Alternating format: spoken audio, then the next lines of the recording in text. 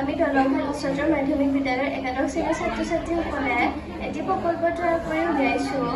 এই প্ৰকল্পটিৰ বিষয়বস্তু হৈছে স্মাৰ্ট চিটি আৰু আমাৰ গ্ৰুপটোৰ নাম হৈছে জোনাক। আমাৰ গ্ৰুপত থকা সদস্যসকল হৈছে মই শ্ৰী নয়না শিৱম, জোনমণি ডেকা, পৰিস্মিতা নাথ, প্ৰদালী বৰুৱা আৰু কৌস্তৱ মেধি। এতিয়া আমি আমাৰ প্ৰকল্পটোৰ বৰ্ণনা কৰিবলৈ ওলাইছোঁ। এই প্ৰকল্পটি প্ৰস্তুত কৰি উলিয়াওঁতে আমাক ব্যক্তিগতভাৱে সহায় কৰিলে আমাৰ শ্ৰদ্ধাৰ ৰাজীৱ শইকীয়া ছাৰে। বৰ্তমান সময়ত হৈ থকা কেইটামান অসুবিধাৰ সন্মুখীন হৈ আমি এই প্ৰকল্পটি প্ৰস্তুত কৰি উলিয়াইছোঁ। বিজ্ঞানে যদি আমাৰ প্ৰকল্পটি গ্ৰহণ কৰে আমি অতিকৈ ধন্য হ'ম। গ্ৰাম্য অঞ্চলত এতিয়া চোৰ ডকাইতৰ প্ৰভাৱ বৃদ্ধি হোৱা দেখা গৈছে, যাৰ বাবে বহুত অসুবিধাৰ সৃষ্টি হৈছে।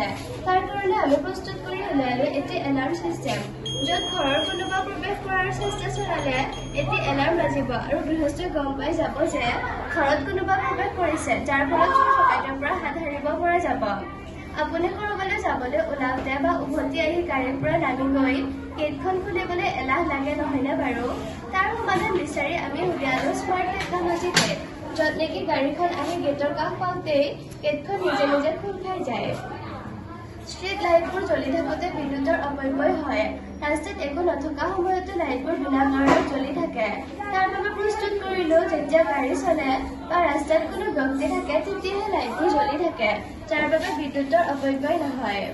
যেতিয়া ঘৰ এখনত জুই লাগে তেতিয়া আমি ফায়াৰ ব্ৰিগেডত ফোন কৰোঁ আৰু ফায়াৰ ব্ৰিগেড আহি ঘৰৰ জুই নুমুৱালৈকে জুই লাগি প্ৰায় শেষ হয়। তাৰ কাৰণে প্ৰস্তুত কৰিলোঁ এটা সংকেত ধ্বনি, যিয়ে জুই লগাৰ লগে লগে গৃহস্থক সজাগ হ'বলৈ ক'ব আৰু ৱাটাৰ পাম্পৰ পৰা নিজে নিজে পানী পৰি জুই নুমুৱা বন্ধ হৈ যাব।